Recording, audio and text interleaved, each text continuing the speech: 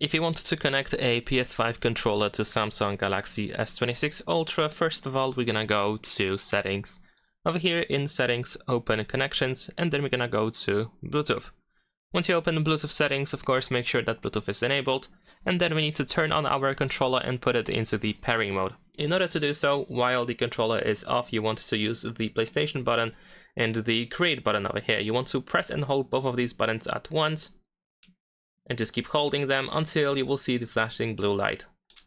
So once you see this flashing blue light, it means that the controller is in the pairing mode. You might need to use the scan button here in the upper right corner to refresh the list of available devices. And as you can see, we have the DualSense wireless controller.